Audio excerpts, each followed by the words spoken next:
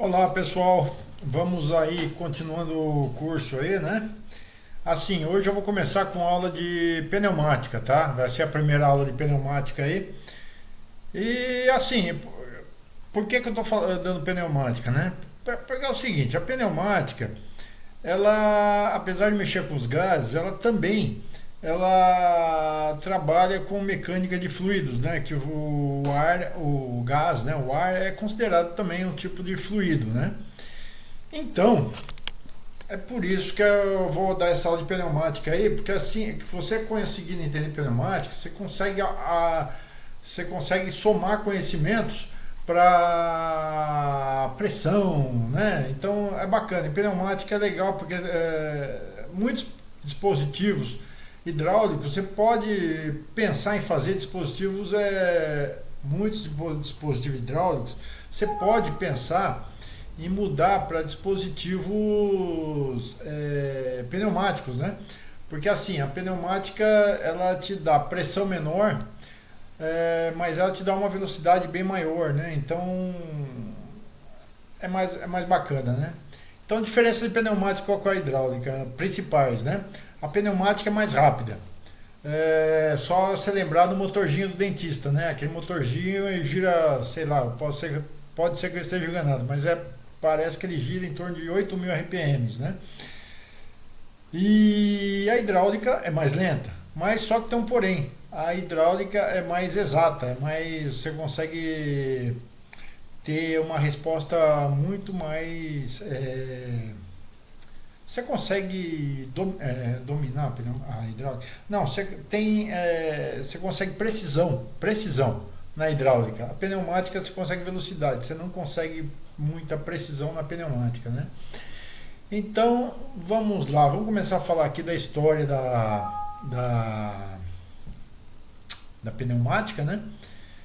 E aí, opa, deu uma tremida aí. Bom, a história da pneumática.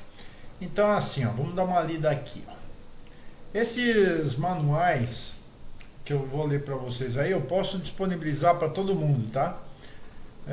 Do mesmo jeito que eu disponibilizei o material de hidráulica, eu posso disponibilizar isso aqui também. É só vocês me pedirem aí, tá? Eu já vou colocando lá no Google Drive, tá? Vamos lá.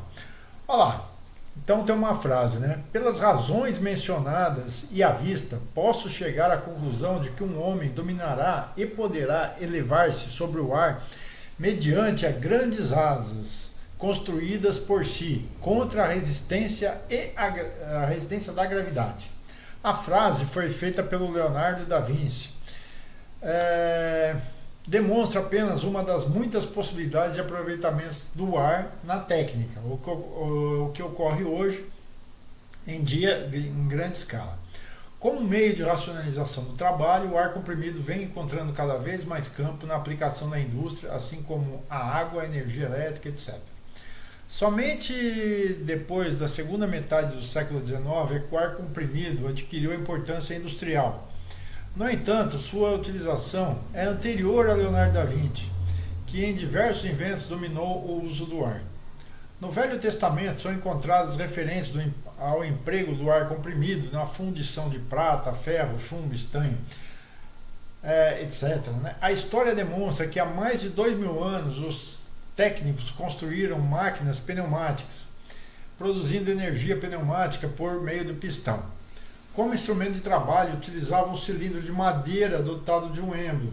Os antigos aproveitavam ainda a força gerada pela dilatação do ar aquecido e a forma produzida pelo vento. Em Alexandria, foram construídas as primeiras máquinas reais, no século III a.C. Neste mesmo período, Citébios fundou a Escola dos Mecânicos, também em Alexandria. Tornou-se, portanto, precursor da técnica para comprimir o ar. A escola de mecânicos era especializada em alta mecânica e eram construídas máquinas impulsionadas pelo ar comprimido. No século III d.C., um grego, Hero, escreveu um trabalho em 2 volumes sobre a aplicação do ar comprimido e do vácuo. Contudo, a falta de recursos materiais adequados e mesmo incentivos contribuiu para que a maior parte destas primeiras aplicações não fosse prática e não pudessem ser convenientemente desenvolvidas. A técnica era extremamente depreciada, a não ser que estivesse a serviço de rei e de exércitos. Para aprimoramento das máquinas de guerra. Como consequência, a maioria das informações perdeu-se nos séculos XVI e século XVII, como a descoberta de grandes pensadores e cientistas como Galileu, Otto von Guericke, Robert Boyle, Bacon e outros que passaram a observar as leis naturais sobre a compreensão e expansão dos gases. Leibniz, Huygens, Papin, Newcomen, não sei se eu pronunciei certo, tá? São considerados os pais da física experimental, sendo que os dois últimos consideravam a pressão atmosférica como uma força enorme contra um vácuo efetivo, o que era objeto das ciências naturais, filosóficas e especulação teológicas desde Aristóteles até o fim da época escolástica.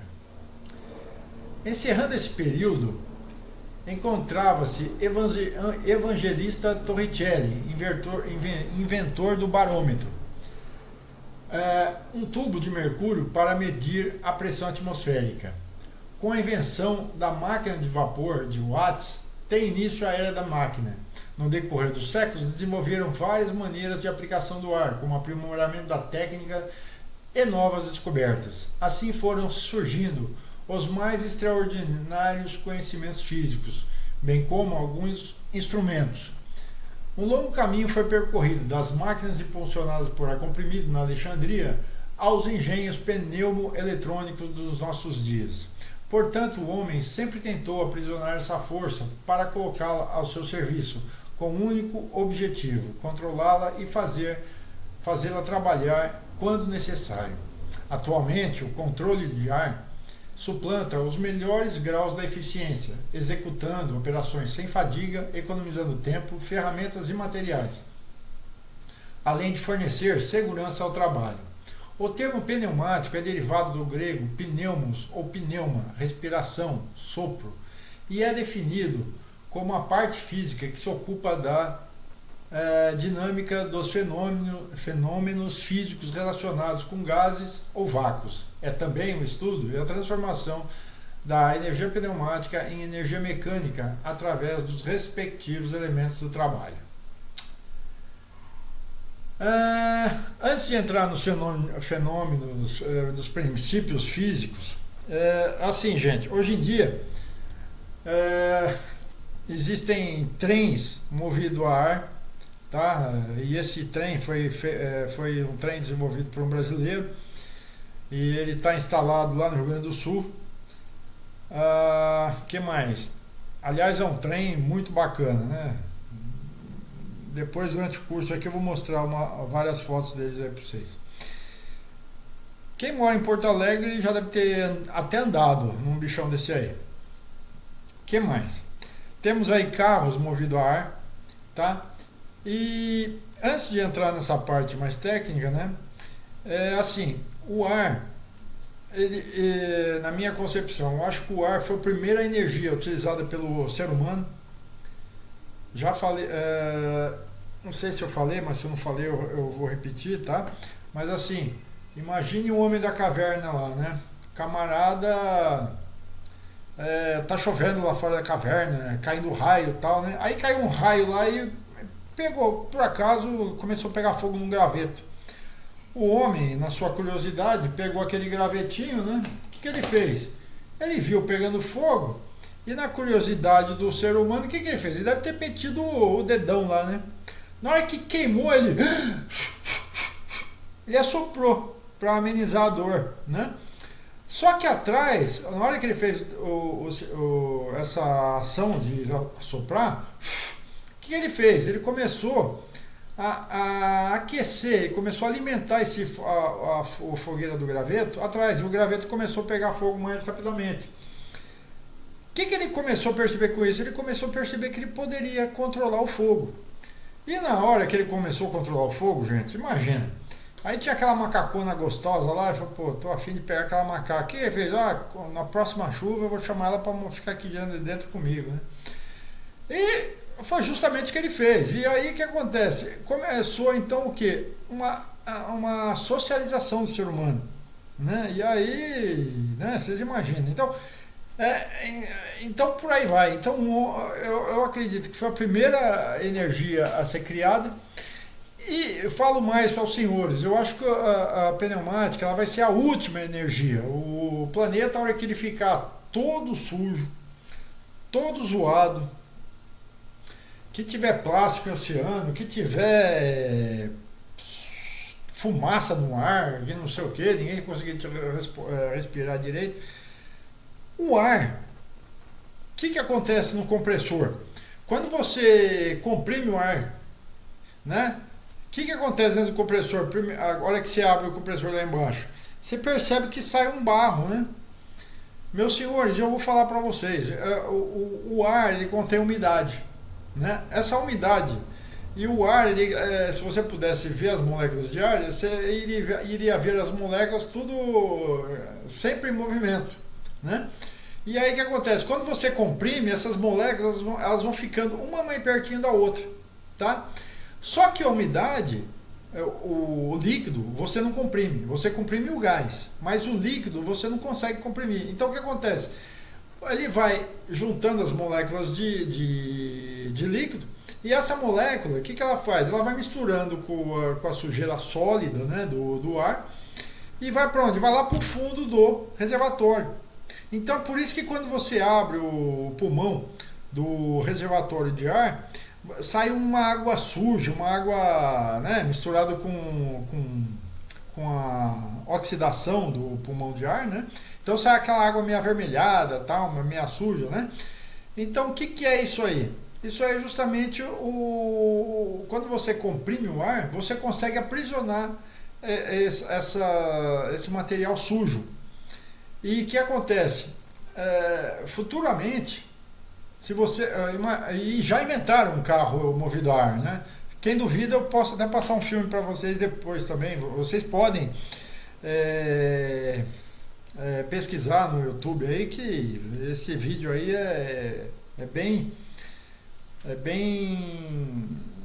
tá bastante tempo no YouTube. Inclusive na época do presidente aí, do presidente barbudo que nós tivemos, né? Essa fábrica queria vir para o Brasil e esse presidente aí ele não deixou, né? Bom, mas vamos para lá, vamos seguindo. Então imagina, gente, uma cidade que nem São Paulo, com uma frota de veículo movido a ar. Ah, professor, como é que é isso? Gente, vocês vão ver lá, se vocês pesquisarem, vocês vão ver que esse veículo ele anda 400 quilômetros e ele tem um custo para cada 400 quilômetros é coisa de centavos, é coisa de 2, 3 reais, não sei, tá? E então é assim, e na hora que você comprime o ar, né? E o motor ele vai usar essa força pneumática e ele vai devolver esse ar para a atmosfera muito mais limpo do que quando ele foi pego, tá? Então, por isso que eu falo, é a primeira energia a ser utilizada. E eu acho que quando o homem estiver na eminência assim, de acabar o nosso planeta, do homem conseguir se destruir, né? Essa energia ela ainda vai ser usada, tá? Eu sinceramente eu gosto muito da pneumática, tá? Pessoalmente, tá? Bom, então vamos lá. Propriedades física do ar. Apesar de insípido, inodoro e incolor, percebemos o ar através dos ventos, aviões e pássaros que neles flutuam e se movimentam. Sentimos também o seu impacto sobre o nosso corpo. Concluímos facilmente que o ar tem a existência real e concreta, ocupando um lugar no espaço. Tá? Então assim, gente, todo mundo concorda que existe o ar, né? Vamos lá, compressibilidade. O ar, assim como todos os gases, tem a propriedade de ocupar... Pera aí, gente, deixa eu ver um negócio aqui. Ah, tá. Bom, o ar, assim como os gases, tem a propriedade de ocupar todo o volume de qualquer recipiente, adquirindo seu formato. já que não tem forma própria. Assim podemos encerrá-lo no recipiente com volume determinado e posteriormente provocar-lhe uma redução de volume, usando uma de suas propriedades, a compressibilidade. Podemos concluir que o ar permite reduzir o seu volume quando sujeito à ação de uma força exterior. Então tá aqui, gente. Aqui você tem um volume de ar. Se você aplicar uma força nesse êmbolo aqui, você vai comprimir esse ar aí, tá? Então aqui, se você pudesse ver as moléculas estão bem espalhadas, né? Aqui as moléculas estão mais juntinhas uma das outras, tá? Que mais? Vamos lá. Elasticidade. Propriedade que possibilita ao ar voltar ao seu volume inicial, uma vez que extinto o efeito força, responsável pela redução do volume. Então o ar está aqui, né? Você aplicou a força, na hora que você tirou a força aqui, imediatamente o ar volta ao que era antes, tá? Difusibilidade, propriedade que o ar permite misturar-se homogeneamente com qualquer meio gasoso que não esteja saturado.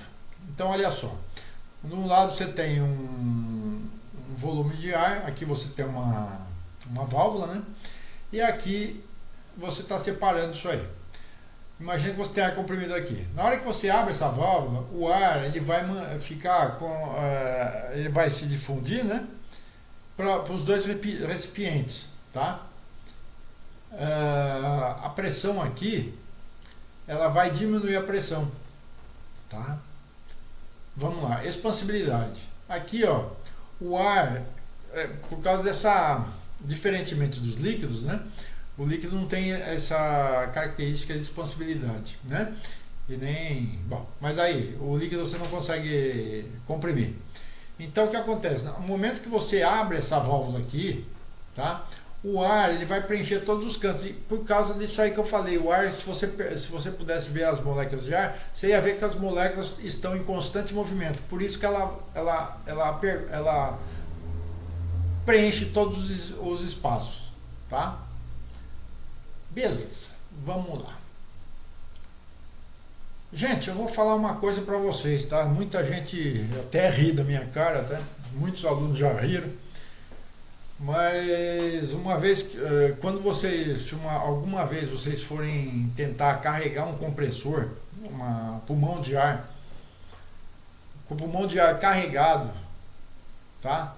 Vocês vão ver que ele é muito mais pesado, o compressor, o pulmão de ar, quando ele está cheio do que quando ele está vazio, tá? Então vamos lá, peso do ar. Gente, todo o ar pesa, tá? Então assim, aqui está explicando, depois eu passo isso aqui para vocês, mas olha só, quando você, aqui eu tenho uma coisa interessante. Quando você aquece o ar, a tendência dele é deixar as moléculas mais soltas uma das outras. É por isso que quando você vai viajar num dia quente, o cara do posto, você vai lá calibrar o pneu antes de uma viagem, o cara do posto fala, ó, é 30? Não, deixa com 29, 30 libras, né? Deixa o pneu com 29 libras, porque vai aquecer e você pode estourar o pneu, tá? Então é mais ou menos por aí. Então o ar quente, ele mantém as moléculas mais separadas uma das outras, tá? Aqui as camadas gasosas, tá? A camada de ar de gás, camada formada por gases, atmosfera, né? Então você tem 21% só de oxigênio, 78% é composto de nitrogênio, 1% dos outros gases, tá? Então assim, ó, a parte A é a troposfera, ela tem uma altura de 12 km, tá? Então depois vem a estratosfera, a mesosfera, blá, blá, blá, blá, tá? A gente, é claro, a gente mora na troposfera, beleza? Então aqui está falando da altitude, né? E a pressão relativa em cada ponto. Aqui está falando que a pressão atmosférica ela age em todos os pontos igualmente, tá? Aqui está mostrando que ao nível do mar a pressão vale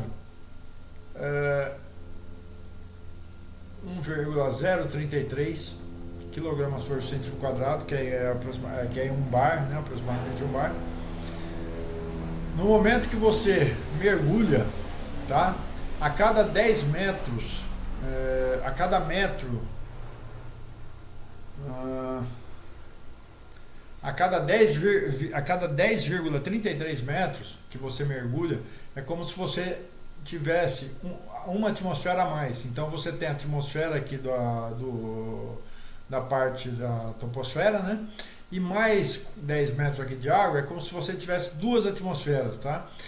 Então é aquele negócio que eu comentei também. Se você pegar a Petrobras, né, que ela tirou tirou petróleo a 8 mil metros de profundidade, 8 mil metros é como se ela tivesse aproximadamente uma pressão lá embaixo de 800 bar de pressão, tá? Bom, aqui a experiência do nosso amigo Torricelli, né? Que ele pegou e encheu uma bacia com mercúrio e encheu o tubo de ensaio, né, com mercúrio, mergulhou lá e o mercúrio aí começou a descer até a altura de 76 centímetros ou 760 milímetros de mercúrio ou milímetros de Hg, tá? Aqui as leis físicas dos gases,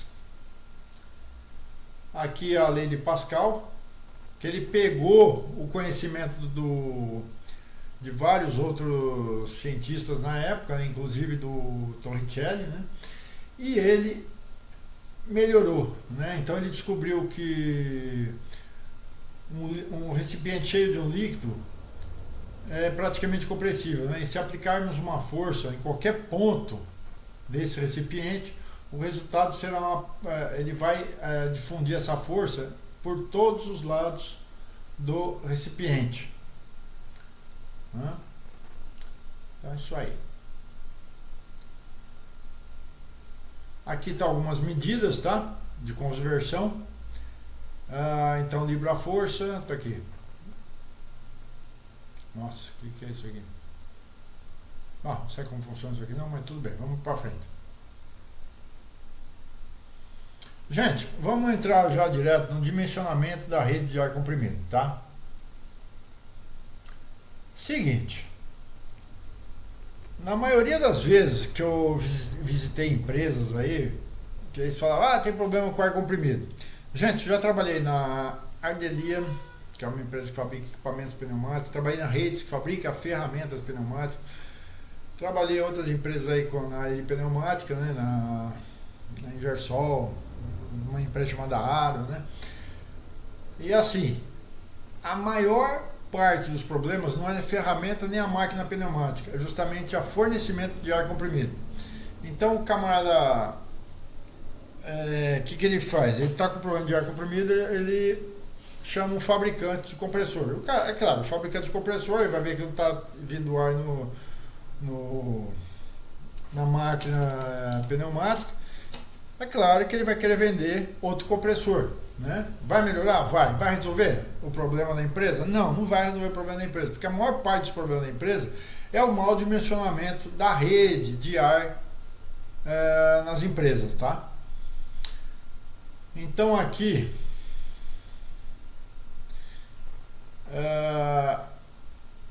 eu vou falar muito disso aí, tá? Eu vou perder uma aula, eu vou ter uma aula só falando do dimensionamento da rede de ar comprimido. E começando com o dimensionamento da rede de ar comprimido, né, a gente tem que falar de compressores, tá?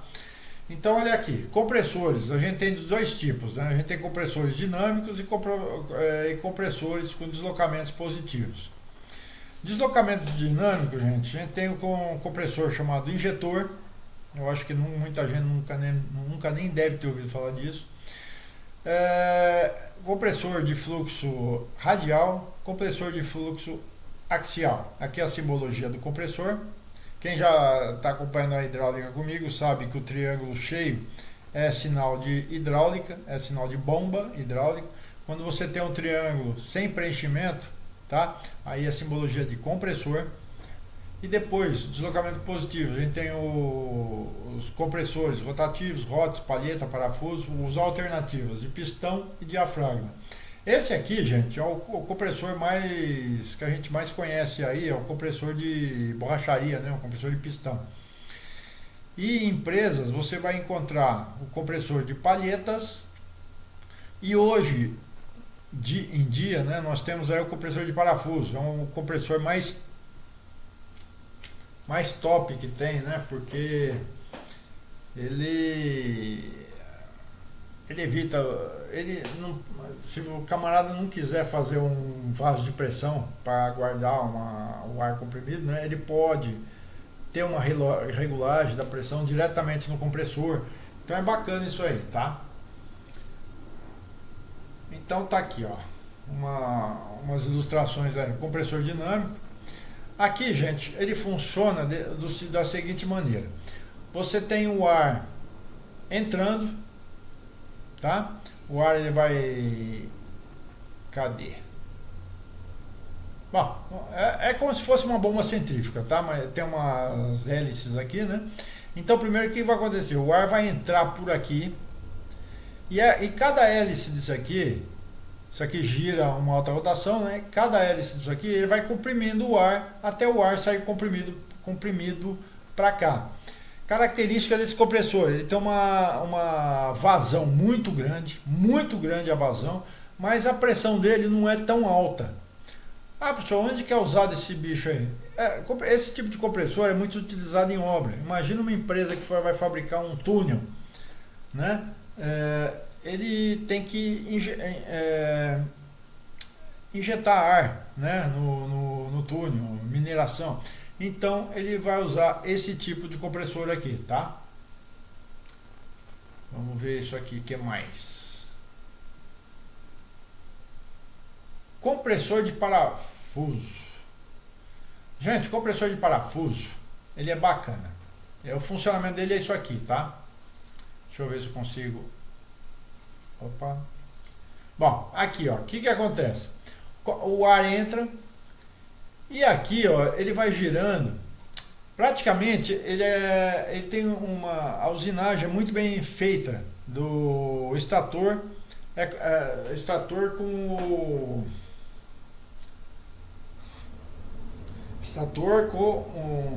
como que é? Tem estator, indutor, isso. Indutor são esses dois eixos aí, tá? Então eles ficam girando e eles empurram, o ar entra de um lado por essas cavidades aqui, ó, e ele vai empurrando, tá vendo? Ó, entrou na primeira cavidade, chegou aqui, ele já vai empurrando e até sair aqui, ele sai pressurizado.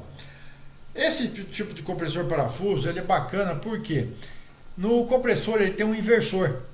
E esse inversor eu consigo regular a velocidade do motor, tá? Então eu consigo regular a velocidade. Quando eu consigo regular a velocidade, eu consigo regular a vazão do compressor e automaticamente eu consigo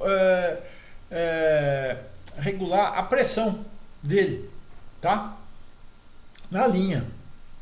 Então é um compressor bem chique isso aqui. A gente vai falar mais deles logo mais, tá? Depois a gente vai falar. Essa aula é mais para dar uma... Eu vou tentar acabar com essa apostila da Parker aqui, né? Que fala sobre o ar comprimido, tá? Bom, esse aqui, ó, esse compressor de pistão simples efeito é o compressor mais utilizado, tá? Que é o compressor de borracharia, a gente vê aí, tá? Então o que é? Bem parecido com o ciclo de motores de carro, né? Você tem um pistão, você tem um eixo aqui, você tem uma biela, né? Manivela. Então o que acontece? O ar, ele tem um filtro, né? Gente, esse tipo de compressor é muito importante você não bobear com o filtro, viu? Você sempre tem que dar uma verificada no filtro, ver se o filtro não está impedindo a entrada do ar, tá? Então você tem duas válvulas. Outra coisa, se um dia vocês forem desmontar esse tipo de compressor aqui, tomem bastante cuidado com a posição dessas peças que estão nesse espaço aqui, porque assim, é umas peças que fazem isso aqui, ó, é tipo um bico de pato, tá? Então, quando você vai comprimir, esse bico de pato, ele abre, suga o ar, quando ele vai fechar, ele fecha, e o do outro lado é o contrário. Então, de um lado ele, né? Então, tomem cuidado na hora de desmontar esse negócio aqui, tá? Se você for desmontar, coloca na mesma posição e depois monte-os na mesma posição, tá? Aqui está o ciclo de trabalho do compressor.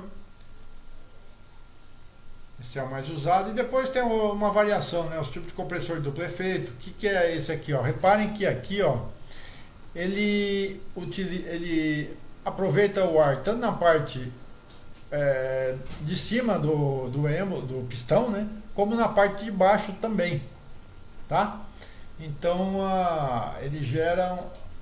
ele tem uma quantidade maior de ar, tá? E depois aí a variação desse tipo de compressor aqui, ó, de compressor de borracharia, né? Eu estou falando borracharia a grosso modo só para vocês entenderem que compressor que é, tá? E aí você tem outro tipo de compressores, né?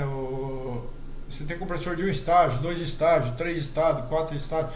Isso aí o que é, gente? Não sei se vocês já viram o compressor. Não, já viram.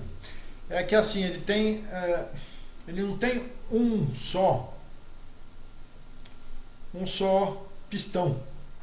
Se você olhar nele, você vai ver compressores de 5 estágios. Você tem um em cima, depois 2 aqui, 2 embaixo, né? Depois eu mostro a fotografia daqui a pouco para vocês. Isso aí. Quer ver? Pera aí, deixa eu ver se eu já mostro já. Quer ver? Não tá nessa apostila. Deixa eu ver. Não, essa aqui. Deixa eu ver. Ó, é esse aqui, tá vendo, gente? Esse aqui é um compressor de 2 estágios, tá vendo? O ar ele entra por um lado, ele comprime e manda para um segundo estágio. O segundo estágio vai pegar esse ar comprimido do primeiro estágio e ele vai comprimir mais um pouquinho ainda, tá? Deixa eu ver se tem a foto dele aqui.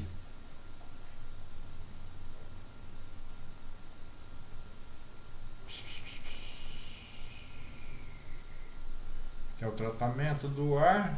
A gente vai chegar já. Não tem.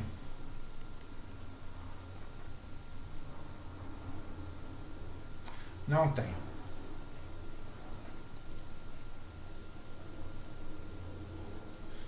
Deixa eu ver.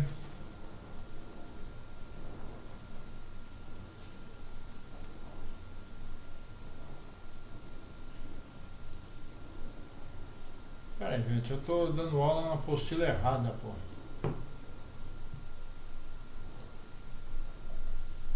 Pô, desculpa aí, gente. Aqui que eu queria dar. Eu tinha que dar aula aqui, nessa apostila aqui. Bom, mas é tudo a mesma coisa que eu falei, tá? Aqui tá a mesma coisa da Parker, tá?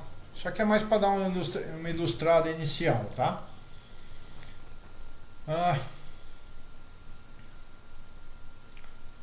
Pronto, tá aqui o compressor.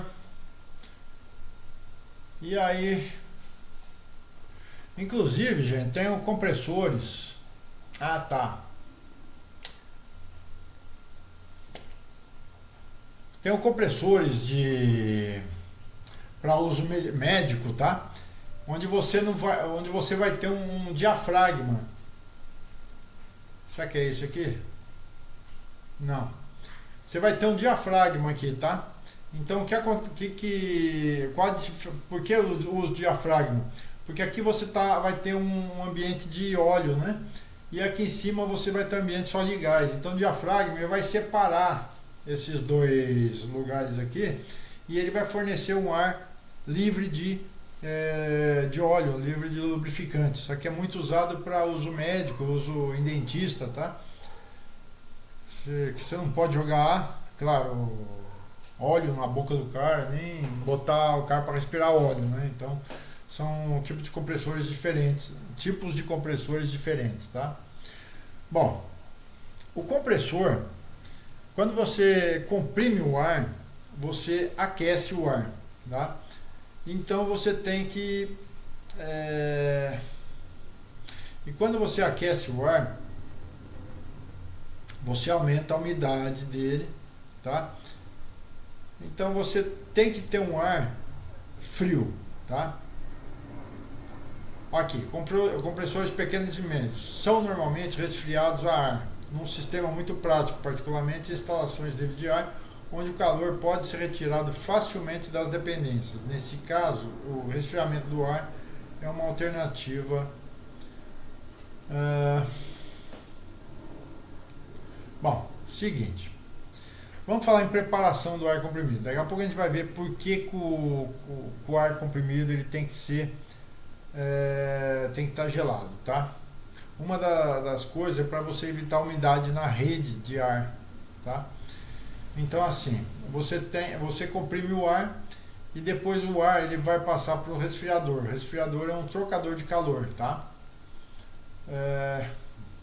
Então assim, você tem um ar circulando aqui e por dentro você está passando um ar gelado. Então ele vai trocando temperatura de um com o outro e o ar quente vai começar a gotejar e ele vai vir pro reservatório, tá? Então isso aqui é a simbologia do ar comprimido, simbologia do trocador de calor, tá? Aqui uns negócios, uns filtros aqui da Parker, eu não vou entrar na parte comercial. Aqui o funcionamento do filtro, isso aqui é importante, tá? O que acontece? O ar ele entra por aqui. Aqui o ar ele fica doidão, ele fica girando aqui. E ele junto com os contaminantes, né? Então o que acontece? O contaminante ele fica preso aqui dentro e o ar livre ele atravessa o material contaminante, tá? E aí ele vai pegar e vai sair do outro lado, tá?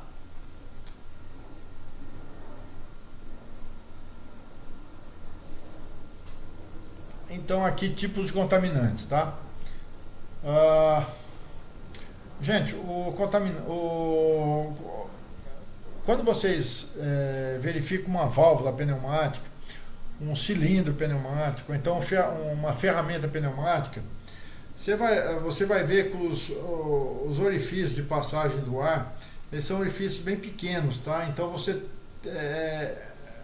imagina, e o ar, geralmente você lubrifica, né? Você limpa ele e depois você dá umas gotejadinhas de óleo nele, que a gente vai ver na hora que a gente for falar de FRL, filtro regulador lubrificador. Então ele vai passar por esses trechos, né? Então ele tem que lubrificar isso aí e ao mesmo tempo ele tem que passar para você utilizar o ar. Se vier alguma sujeira, o que vai acontecer? O ar é muito rápido, então essa sujeira ela vai passar muito rápido e vai fazer o quê? Ele vai ser muito abrasivo, ele vai lixar a parte interna lá dentro e vai desgastar e muito. Por isso que você tem que ter um ar limpo, tá? E sem água, porque a água também ajuda a levar esses contaminantes, tá bom? Então tá aqui, ó, tipos de contaminantes. O resultado da mistura de todos os contaminantes é a emulsão ácida e abrasiva, que compromete o correto funcionamento de um sistema de ar comprimido em qualquer tipo de aplicação, tá?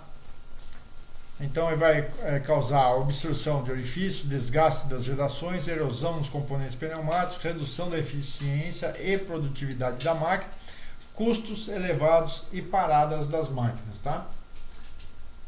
Então aqui está mais uns filtros da Parker, a Dominic Hunter. Aqui a simbologia do filtro, que é igual a simbologia da hidráulica, né?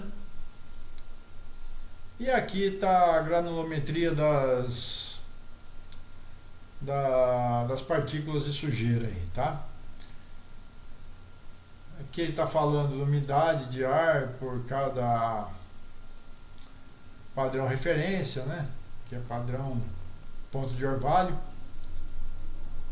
Isso aqui não tem muito a ver. E aí, ó, ponto de orvalho de acordo com a pressão, tá? Bom, vamos começar a falar, gente, na parte de preparação do ar comprimido, né? A gente vai ver aqui a secagem dos tipos de para secar o ar, né? Então você vai ter o primeiro modelo, que é o sistema de ar por refrigeração. Refrigeração nada mais é que o quê? Com uma geladeira gigantesca, né? Então o que acontece? Vai entrar o ar úmido, o ar que você retirou lá do seu compressor, né? Ele vai vir para cá. Esse ar, ele vai ficar em contato com o quê? Com esse ar aqui que já está seco, que já foi passado pela geladeira. Esse ar seco, ele vai estar com uma temperatura menor. Então aqui, ó, o ar quente com o ar frio, o que acontece? Ele vai começar a trocar calor, tá? É claro que quando ele começa a trocar calor, ele vai ter gotejamento de água e a água vai vir para cá, ó, tá? A água vindo para cá, ela vai gerar, aí você tem o compressor, ele vai gerar, vai esfriar a água, esfriar o ar, e esse ar vai ser jogado aqui, tá? Ar frio, né? Já refrigerado. Então o que acontece? Você vai ter o condensado e aqui o ar ele vai para o teu sistema de ar comprimido, tá? Simbologia dele é essa aqui, tá? Depois a gente tem os secadores de ar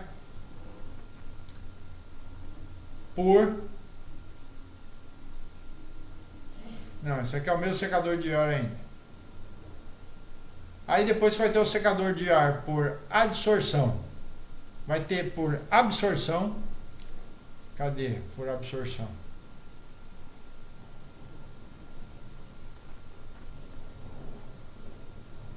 Oh meu Deus, cadê o absorção?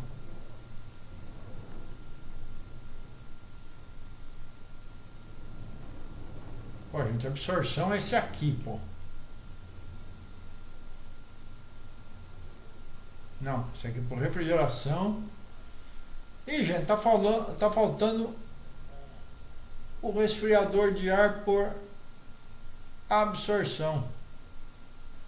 Esse aqui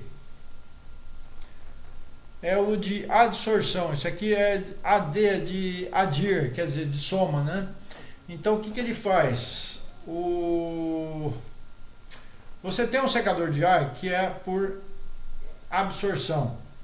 A absorção, você tem um material de secante, o ar entrar úmido aqui. Isso aqui são umas pastilhas que ele vai segurar a umidade, tá? E essa umidade depois ele tem que descartar esse material aqui, tá? Esse sistema aqui, depois, que já um era refrigeração, o outro é de absorção, esse aqui é de adsorção. O que ele tem? É como se fosse dois sistemas de absorção, tá? Só que ora um está absorvendo a umidade e ora ele está, tá vendo que tem duas válvulas aqui?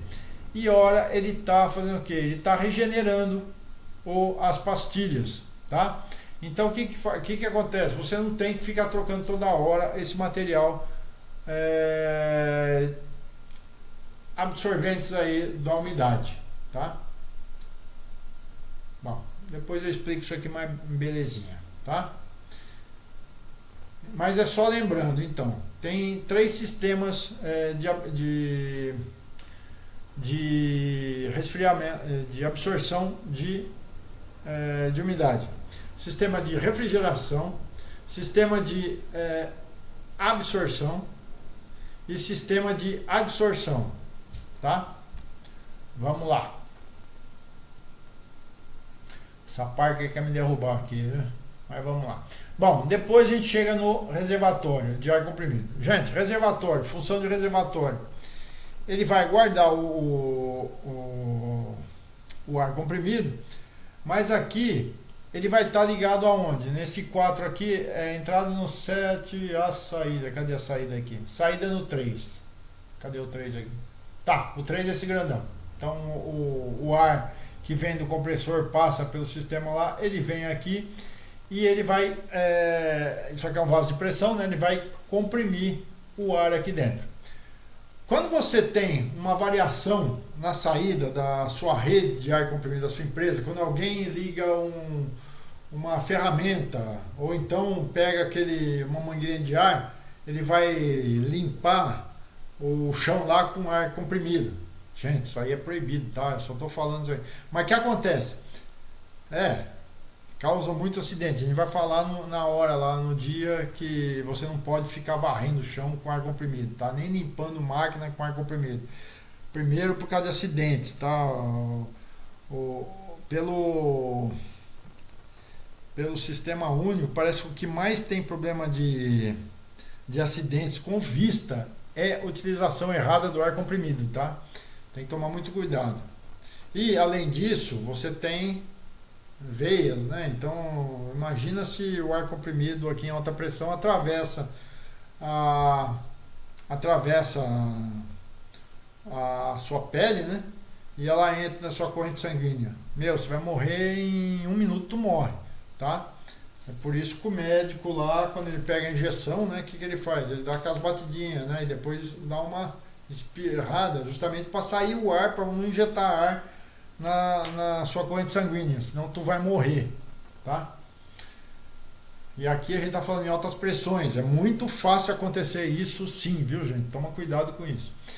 Aí o que acontece? O ar aqui, quando você liga, sai o ar, a tendência é o quê? Diminuir a pressão aqui da sua rede. Só que esse cara aqui vai ser o responsável por manter a pressão da sua rede pneumática sempre com a mesma pressão. Essa é o maior, como fala? É a maior função desse cara aqui, tá? Reservatório do ar comprimido.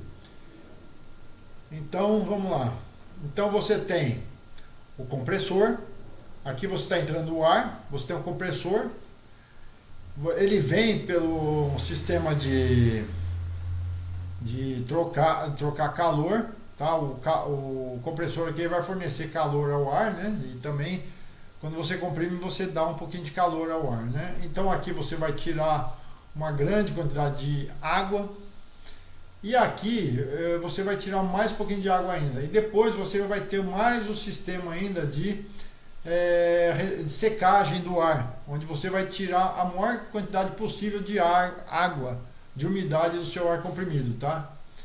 Então olha só o trabalho, o gasto que a sua empresa está tendo para tirar a umidade da sua rede de ar comprimido. E lá na frente a gente vai verificar que quando você constrói a rede, você tem ainda que se preocupar com a geração de umidade, com a umidade no ar, tá? O que mais detona equipamentos pneumáticos é a água, a umidade na rede, tá? Então aqui, ó, nossa amiga Parker escreveu aqui uns materiais que claro que ela vende, né? Vamos lá. E chegamos na distribuição de ar comprimido. Bom, pessoal, importantíssimo, tá? Você sempre coleta o ar pela parte de cima da tubulação. Então você sempre usa umas bengalas. Então aí o que acontece? A pressão, quando o ar ele sempre vai estar na tubulação, sempre a pressão aqui vai ser tudo igual, né?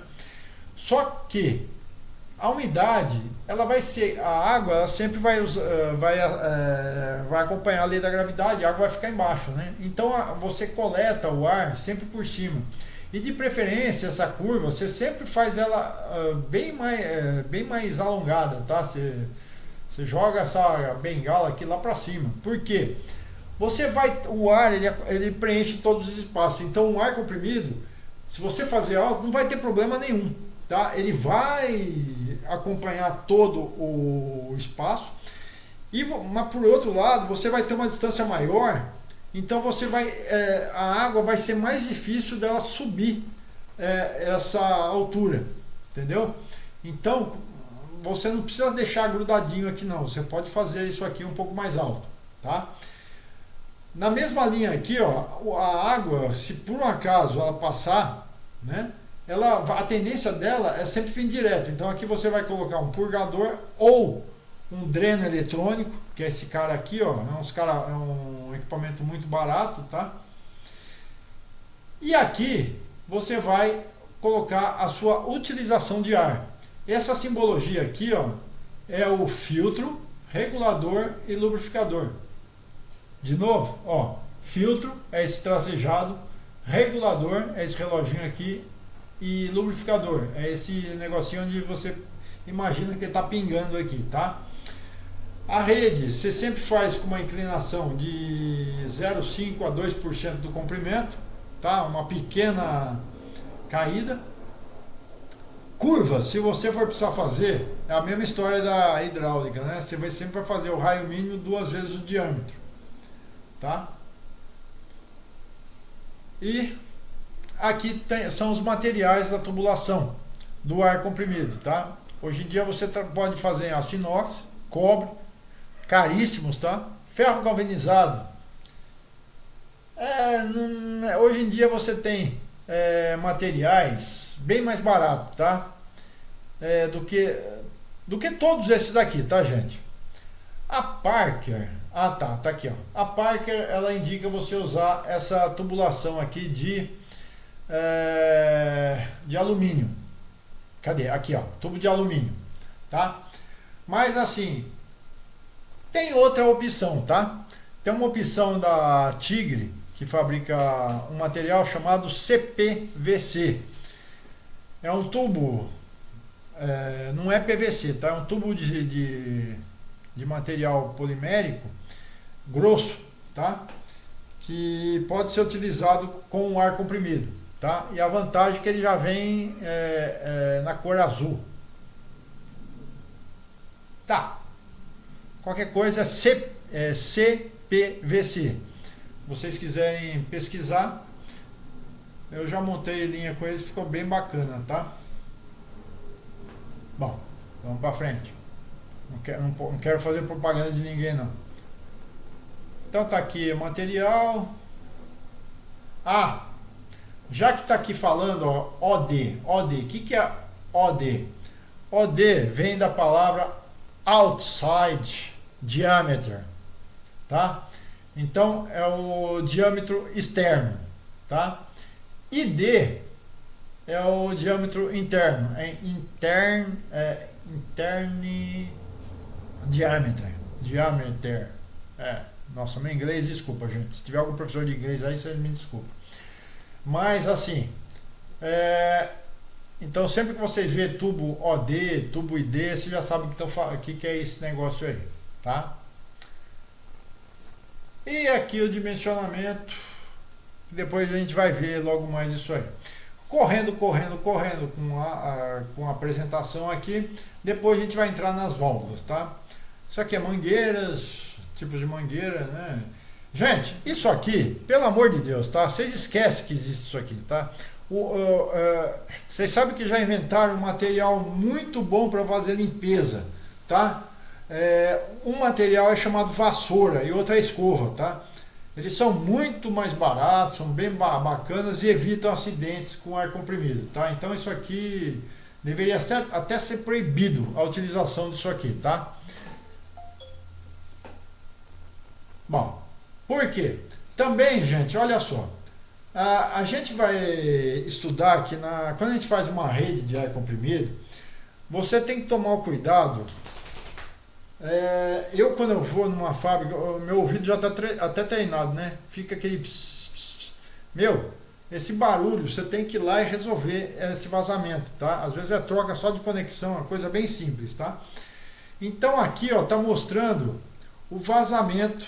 Ó, se você tiver um vazamento na sua linha de 1 milímetro, ele equivale a 6 bar, você está perdendo, a cada segundo, a cada piscada de olho, você está perdendo 1 litro de ar comprimido, tá? Isso significa, ó, que você está perdendo 2 metro cúbico por minuto, tá? Ou seja, a pressão do compressor para a quantidade de energia que você vai utilizar para repor esse vazamento é de 0,3 kW. Tudo bem, professor, mas minha linha lá tá vazando pra caramba na fábrica que eu trabalho lá e, pô, todo lugar que você anda parece que o pessoal fica até mexendo com você, fica... Você, opa, o que tá acontecendo? Então, mas é vazamento de ar, né? Aí que acontece? Eu tenho muito mais que isso. Então, gente, olha só, se você tiver equivalente a 10 milímetros, se você somar todos os furinhos, então, você vai ver que você vai ter que perder 33 kW. Gente, isso aqui, se você calcular, aqui do lado, ó, tá mostrando com o preço em quilowatt. O preço em quilowatt na residência tá 39 centavos. Se você for pegar, fazer as contas, você vai ver que por ano você vai perder equivalente, gastando em energia elétrica, quase 10 mil reais, tá? Depois a gente vai falar nisso aqui também, tá? Isso aqui é muito importante. Olha só, é aquele negócio que eu falei logo no começo da aula. A maior parte do problema de ar comprimido não é o compressor. E sim, se você conseguir resolver na sua linha de ar comprimido da sua empresa os vazamentos de ar, meu, você vai ver que você vai... 50% você já resolveu, tá? Dos teus problemas de ar comprimido na sua empresa, tá? Então é muito importante isso aqui, tá? Gente, esse negócio aqui, Lubrifil, gente, pelo amor de Deus, esquece. Isso aqui, a Parker, tadinha dela, ela de vez em quando, ela é muito bacana, ela investe em apostila, eu até gosto de usar o material dela, mas, gente, Lubrifil, não existe Lubrifil, tá? Se você quiser falar Firelube, olha aqui, ó, Lubrifil. Agora eu vou falar corretamente, o que é o correto para vocês, é Firelube. Por quê? Primeiro você vai ter o filtro, depois você vai ter o regulador e por último você vai ter o lubrificador, tá? Então sempre nessa ordem. Primeiro, pela entrada do ar, vai entrar sempre no filtro, porque aqui, ó, o que vai acontecer? Aqui vai ser deixado partículas de água, de umidade, que por um acaso passou todo aquele caminho lá, que a gente fez todo aquele equipamento, passou água, ele vai vir para cá, ele vai gotejar aqui, tá? E vai gotejar junto com a sujeira, tá? Então primeiro o filtro, depois aqui eu vou regular a pressão. Aqui dentro do regulador você vai ter diafragmas e molas aqui dentro. Depois eu vou mostrar isso para vocês. Então o que acontece? Se você passar sujeira aqui, o que acontece? Você vai contaminar. Então vai chegar uma hora que a sujeira vai ficar embaixo desse diafragma aí, e o diafragma nem vai se mexer por causa de tanta sujeira, ok? Beleza. E depois vai ter o que? O lubrificador. Então é aqui, tá vendo esse botãozinho aqui? É aqui onde você vai regular a quantidade de óleo que vai sair a cada minuto, tá? Para misturar no seu ar comprimido. Então aqui, ó, FRL. Aí sim, aqui eu aceito, tá? Filtro, regulador e lubrificador. Esquece essa história de Lubrifil, tá? Tá bom? E aqui aqui a simbologia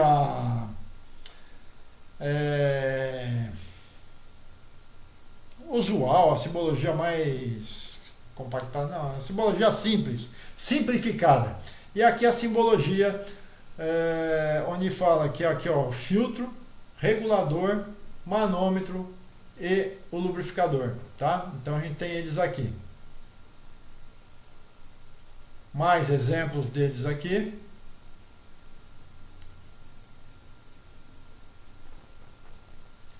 Aqui é um filtro regulador lubrificador série inox, tá? Utilizado em farmacêuticas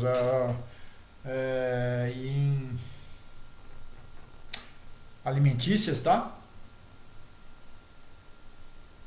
Lembrando, pessoal, deixa eu ver se eu vejo aqui. Deixa eu voltar aqui um pouquinho, dá licença. Gente, esse copo tanto do filtro como do lubrificador, geralmente eles são feitos, geralmente não, eles são feitos de policarbonato. Nunca deixar o FRL em contato com a luz solar, tá? Nunca. Porque a única coisa que estraga, que ataca o policarbonato é raio ultravioleta, tá? Então, só uma coisa para vocês prestar atenção aí. Então, aqui o material filtrante. Aqui, gente, ó, tá vendo que eu falei que do regulador que você vai ter molas, diafragmas, tá? Então, ele em corte aqui, tá? Aqui é o manômetro. E o lubrificador. Depois a gente vai explicar legalzinho isso aqui. E aqui o óleo recomendado para linha de ar comprimido, tá? São esses caras aí. A gente vai aprender o que é esse Venturi aqui. É bacana isso aqui, viu? Bom, vamos para frente. E a gente vai falar um pouquinho de válvulas agora. Gente, olha só, reparem que na norma DIN e a norma ISO, né, é igual para pneumática e hidráulica, tá? Então, ó, vocês lembram da hidráulica lá que a utilização era sempre o A e o B, né? Escape era o T e a alimentação era o P. Mesma coisa. Só que na pneumática, você é mais o usual é a norma ISO, tá? Onde você vai ter o 1 vai ser a entrada do ar, 2 e 4 é saída do ar na válvula, pode ser a 6 também. Depois o escape é 3 e 5 e a pilotagem é 10 e 12, tá? Então seria isso aqui, ó. O ar sempre vai entrar no 1, ela vai modular, vai sair no 2 ou no 4 e vai sair ou no 5 ou no 3, tá? Aqui, mesma coisa. Válvula pode ter 2 posições, 3 posições, tá? E número de vias, aqui, ó, 1, 2 vias, aqui, ó, 1, 2, 3 vias, tá? Beleza. Elas podem ser acionadas manualmente, tá? Pode ser por botão, por pino, alavanca, rolete, pedal e gatilho ou rolete escamoteável, tá? Então isso aqui é acionamento mecânico e aqui acionamentos manuais, tá? Depois tem acionamentos por pilotagem. Então você vai ter uma pressão de ar entrando aqui, ó, que vai fazer com que a válvula pilote. E você vai ter acionamento elétrico também, tá? A gente vai falar sobre isso aqui também. Então tem aqui as válvulas, a válvula 2/2, porque 2 posições, 2 vias, tá? Então você vai ter uma posição, uma via aqui, outra via aqui, e a posição normal fechada e normal depois acionada ela vai abrir, tá? Tá aqui as valvulinhas, tá? Só que aqui não é na hora de a gente falar isso aqui, vamos para frente. Gente, vamos falar um pouquinho disso aqui. Essas valvulinhas aqui, tá vendo esse espaço aqui, ó, posição 3? No 3, o que a gente viu lá atrás? É o escape, né? Legal. Numa válvula desse tipo aqui, se entrar uma sujeira nessas conexões aqui, ó, aqui é o solenoide. O que vai acontecer? O solenoide, na hora que você colocar a eletricidade aqui, ele vai pegar esse material de ferro cru aqui e vai levantar esse camarada aqui. Na hora que ele levanta isso aqui, ele vai fazer o quê? Ele vai permitir que o ar ele passe de um lado para o outro, tá? Se por acaso isso aqui estiver entupido, a válvula não vai funcionar, tá? Então às vezes, problema de pneumática, essa válvula deu problema, não presta, não sei o quê. Procura ver antes de jogar essa válvula fora se não está sujo, tá? Porque aí você vai, uma válvulinha, nada, 5/2 aí, você vai economizar uns 150 pila pro seu chefe aí, tá? Vamos para frente, vamos ver o que tem mais aqui, vamos chegar nos atuadores, válvulas, depois a gente vai falar tudo isso aqui, tá, gente? Vamos tentar chegar aqui logo nos atuadores. Ó, na hidráulica você tinha pouco espaço, na pneumática você tem pouco espaço e além de você ter O-rings aqui internamente, tá? Então, complicou um pouquinho mais, tá? Inclusive a gente vai ter uma aula de O-ring aqui também. Fiquem contentes. Lembra que eu falei no começo que você vai juntar conhecimento da pneumática, que você vai aplicar na hidráulica também? Pois é. Vamos para frente aqui, gente, espera aí.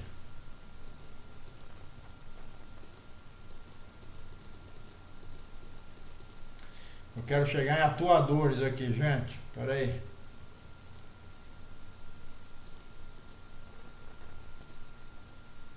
Ó, a gente vai aprender sobre tecnologia de vácuo, sobre Venturi. Oh meu Deus, tá difícil aqui, né? Pronto, atuadores. Cheguei, cadê? Cheguei não, até passei, né? Bom, gente, atuadores, tá? Atuadores pneumáticos que a gente conhece são os cilindros, tá? Então você tem aqui vários cilindros, cilindro ISO, cilindro DIN. E você tem os motores, tá? Que são os atuadores rotativos. Simbologia de cilindro. Então você vai ter cilindro de simples ação. Gente, cilindro de simples ação, não confundam cilindro simples ação com cilindro mais barato, tá? Isso aqui é o contrário. O cilindro de simples ação é um cilindro até mais caro que o cilindro de dupla ação, tá? Por isso que você, quase sempre você, pelo preço, você quase sempre prefere cilindro de dupla ação. Ah, para que é usado então o cilindro de simples ação? Gente, tá vendo essa mola aqui? Ele te dá uma velocidade mais rápida, tá? Lembra que eu falei que a pneumática é mais rápida? Então, aqui você tem a pneumática, ela te proporcionando respostas mais rápidas, tá? Imagina uma indústria farmacêutica, onde eu tenho que bater não sei quantas vezes por minuto lá. Então, você usa uma válvula chique, tá? E você utiliza uns atuadores de simples ação, que aí você vai ter umas coisas bem rápidas também, tá? E mais umas válvulas que você vai usar, que a gente vai comentar, ele vai te dar uma velocidade muito grande, tá? Aqui você tem o cilindro duplo efeito, tá?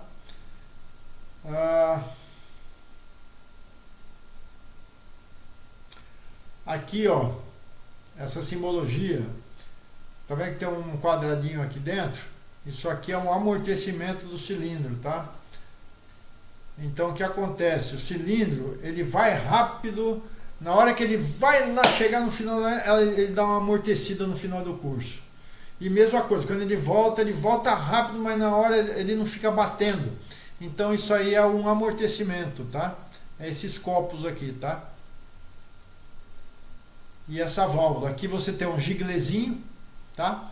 Então de acordo com a abertura que você regula aqui, você vai ter o ar saindo mais rápido ou menos rápido. Então se você deixar regulado o ar saindo bem lento, o cilindro vai voltar aqui, vai criar uma bolsa de ar aqui, um colchão de ar, que vai desacelerar o êmbolo do cilindro.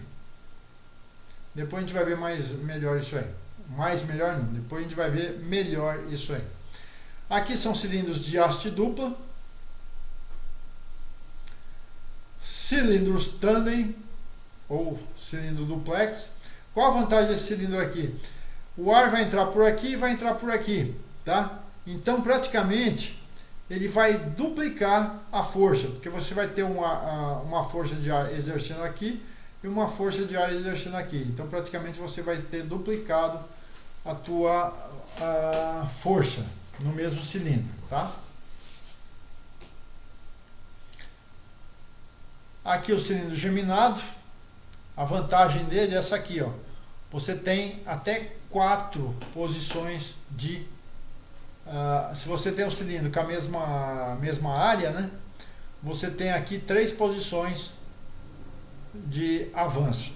Se você tem um cilindrinho pequeno, outro cilindrinho com curso maior, você vai ter 4 posições de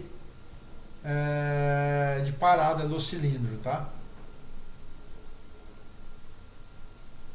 Depois aqui a gente tem o cilindro de impacto, é um cilindro que é muito utilizado em prensas, ele dá uma bela de uma porrada. Cilindro com guias lineares, isso aqui quando você tem uma aplicação que você não pode movimentar a haste, então você faz com essas guias aqui, tá? Aí tem as montagens dos cilindros, né, com flange dianteira, flange traseira, garfo, articulação traseira, dianteira, munhão, central. Depois a gente vai ver tudo isso aqui, tá? Cilindros ISO são cilindros aí com diâmetros que vão desde os 10 milímetros de diâmetro até os, comercialmente falando, até 200 milímetros de diâmetro, tá? Lembrando que na pneumática você sempre trabalha com pressão só na pneumática praticamente está fechado a pressão de 6 bar. Não é que nem na hidráulica que você pode trabalhar de 0 até 1000 bar de pressão. Não, na pneumática você só trabalha com 6 bar de pressão. Beleza? Que é a pressão dos equipamentos pneumáticos.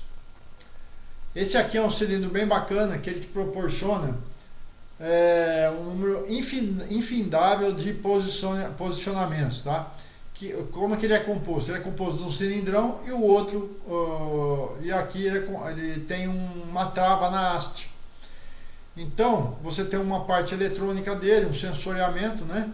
Que vai falando, opa, chegou em tanta posição, aí ele manda, ele trava a haste, então o cilindro ele vai parar na posição que tu quer. Tá? Aqui as forças de travamento. Cilindros magnéticos sem haste. Cilindro magnético, aqui a aplicação, né? Tá aqui o cilindro. Cilindro sem haste por fita. Esse cilindro aqui, gente, ele é muito assim. A haste quebra muito, tá? E aqui é um bacana, tá? Você tem aqui um cilindro hidrocheck, que é o cilindro que ele avança pneumaticamente, mas ele é controlado a velocidade através da hidráulica, tá? Então você tem aqui um cilindro hidráulico, tá vendo? E uma válvula com regulagem de fluxo. Então você vai controlar o fluxo de um lugar para o outro, tá? Então isso aqui é preenchido com óleo. Então esse cilindro aqui você vai ligar junto com o cilindro pneumático. Então você vai conseguir uma precisão com esse cilindro aqui, tá? É como se o hidráulico ele segurasse aquela velocidade toda da pneumática.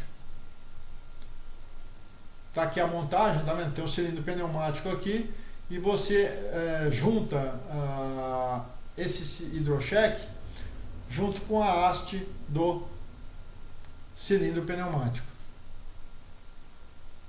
Fica chique, viu? E aqui finalmente os motores pneumáticos, onde você tem palheta, tá? O ar entra por aqui, o ar vem com a tendência de expandir. Então o ar vem comprimido, aqui ele vai conseguir se expandir, ele consegue movimentar esse eixo aqui. Aqui ele se expandiu e aqui o ar vai sair nessa área aqui, tá? E através da força centrífuga, né? Essas palhetas sempre vão ficar grudadas aqui no estator, tá? Aqui osciladores pneumáticos, tá? Onde vai ter uma cremalheira. garras pneumáticas, vedações. Tá vendo que eu falei do O-ring lá, que a gente ia aprender sobre os O-rings? Olha lá, raspadores, a gente vai aprender também sobre os raspadores. Vedações. É por isso que eu não dei esse curso na hidráulica. Eu vou juntar esse curso aqui, tá? E aqui a temperatura de cada material, tá? A Buna N, a gente falou bastante lá na hidráulica. Aqui, só falando, a Buna N é de menos 40 até 120 graus, mas 120 graus é o máximo, tá? Temperatura normal de utilização é 70 graus, tá?